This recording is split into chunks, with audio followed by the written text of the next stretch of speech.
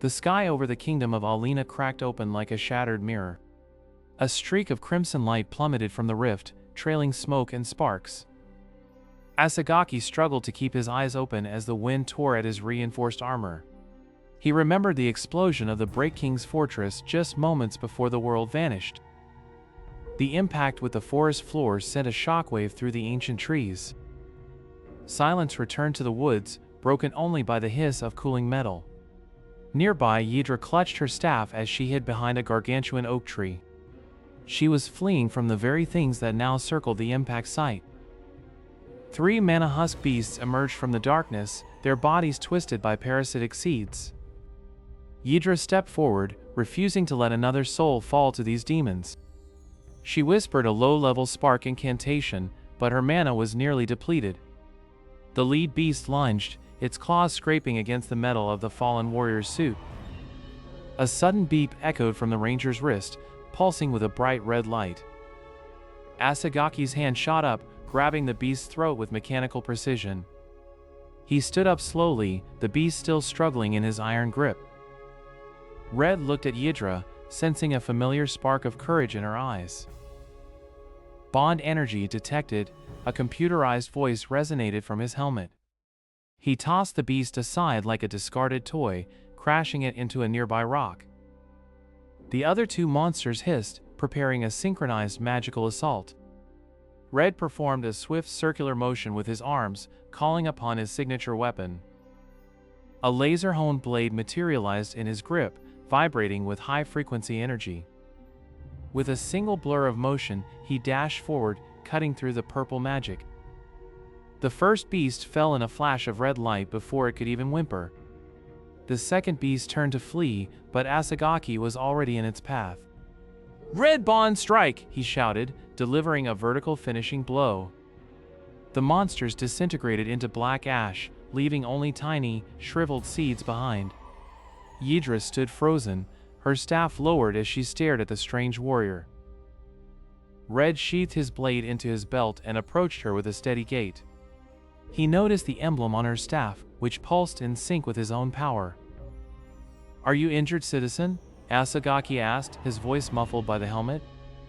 Yidra blinked, confused by the strange term and the mechanical armor.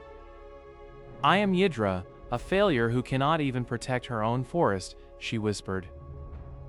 She explained how her family was stripped of their status as royal scepters.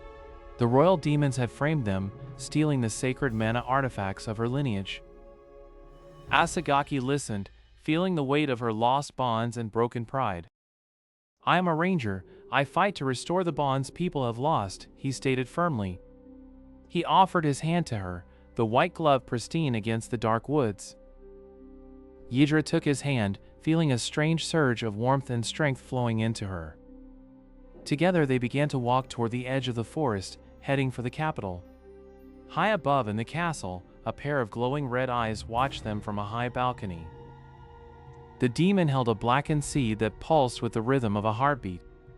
"So, a new hero has arrived to nourish the queen's resurrection," the demon hissed.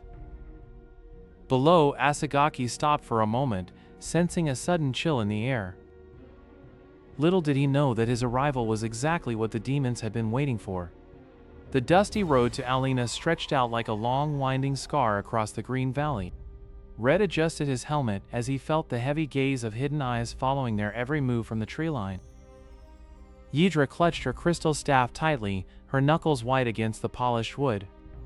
She explained that the city of Alina was once a beacon of trade, but had recently fallen under a dark cloud of suspicion. Suddenly, a sharp silver blade whistled through the air and embedded itself in the ground at Red's feet. A tall man with cold blue eyes and a heavy broadsword stepped out from behind a jagged rock. This was Mist, the renowned hero of the Northern Plains, who looked at Red's armor with deep distrust.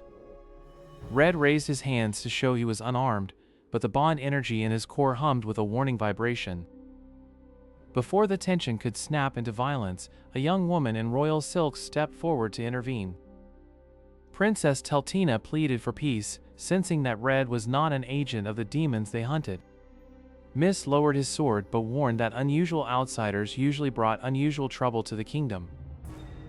The princess revealed that the Lord of Alina had stopped sending reports and was rumored to be experimenting with forbidden magic. Red noticed the faint purple miasma clinging to the city walls as they approached the massive stone gates. The streets of Alina were eerily quiet, with citizens peering through boarded-up windows with hollow eyes. Red marched toward the central keep, his boots echoing loudly against the cold, dead pavement. They were met at the palace doors by armored guards whose skin had turned a sickly, translucent gray. Mist stepped forward and demanded an audience with the Lord, but the guards only raised their spears in silence. Without warning, the Lord of Alina appeared on the balcony above, his eyes glowing with a malevolent violet light.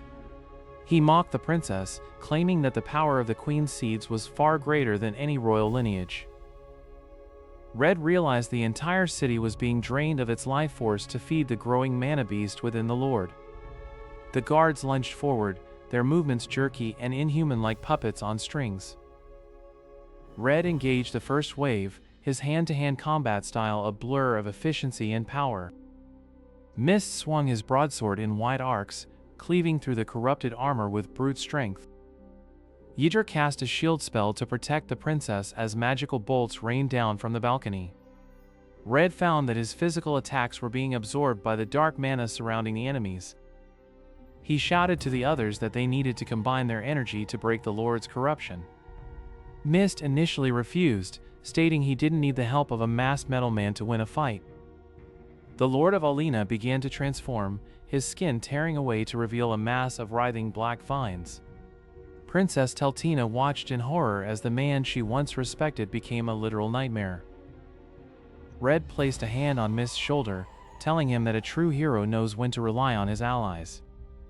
A warm red light began to flow from Red's hand, entering Mist's sword and making it pulse with power.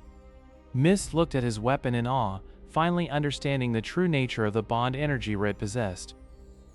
Together they charged the transformed Lord, who lashed out with giant thorn-covered tentacles. Red jumped onto a falling pillar and launched himself into the air to strike from above. Mist's sword sliced through the dark vines like they were paper, clearing a path for Red's final strike. Red concentrated all his bond energy into his fist, creating a massive phoenix-shaped aura around him.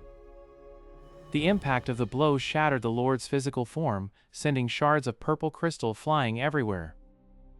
As the dust settled, the Lord lay defeated, but the demonic seed in his chest continued to pulse with a dark rhythm. Yidra warned that the seed was calling out to something much larger and more dangerous in the distance. A deafening roar echoed from the Sun Forest, shaking the very foundations of Alina. As the ground began to crack open beneath them, Red realized the battle for this world had only just begun. The ground continued to heave as the party raced toward the heart of the Sun Forest. Red looked back at his companions, seeing the exhaustion on their faces, but the fire in their eyes. Yidra raised her staff, chanting a spell to stabilize the crumbling path ahead. A deep, guttural roar echoed from the clearing where the royal demons had gathered. High-ranking demons stepped out from the shadows, their eyes gleaming with malice. Red felt a familiar resonance in his chest, the same energy that once connected him to his fallen team. He stepped forward, his boots crunching on the sacred soil of this alien world. The lead demon laughed, mocking the strange warrior in the red suit. Mist unsheathed his blade, standing shoulder to shoulder with the interdimensional hero. Red shouted for everyone to prepare for the final stand. Suddenly, the ground exploded as the mana beast fully emerged, its body pulsing with dark seeds. Yidra launched a volley of arcane bolts, but they bounced harmlessly off the creature's hide. The beast swung a massive claw, sending Red tumbling across the dirt. As he lay in the dust, a flashback of his homeworld flickered in his mind. He remembered the faces of his fallen teammates, their hands stacked together in a final promise. He had always felt like a ghost, a survivor with no place to call home. But then, he felt a hand on his shoulder, pulling him back to the present. Yidra told him that he wasn't fighting alone anymore. The bond energy within Red began to flare with an intensity he had never felt before. The mana seeds within the beast began to react to the pure heroic energy. Mist charged the beast's legs, creating an opening for the others. Teltina summoned the spirits of the forest to bind the creature's limbs with living vines. Red stood up and drew his sidearm, charging it with the collective mana of his friends. He announced that this world was now his home to protect. With a coordinated shout, the entire team launched their ultimate attack simultaneously. Red's crimson beam pierced the heart of the mana beast, shattering the core seed. The dark clouds above the forest parted, revealing a clear blue sky for the first time in weeks. The royal demons retreated into the shadows, their plans for the queen's resurrection foiled. Red slumped to his knees, his armor flickering and de-transforming for the first time. Yidra approached him, no longer seeing a strange warrior, but a dear friend. She asked him what his real name was, now that the battle was over. He looked up at the foreign stars beginning to appear in the twilight sky. He told her that in this world, he would simply be the guardian of their bonds.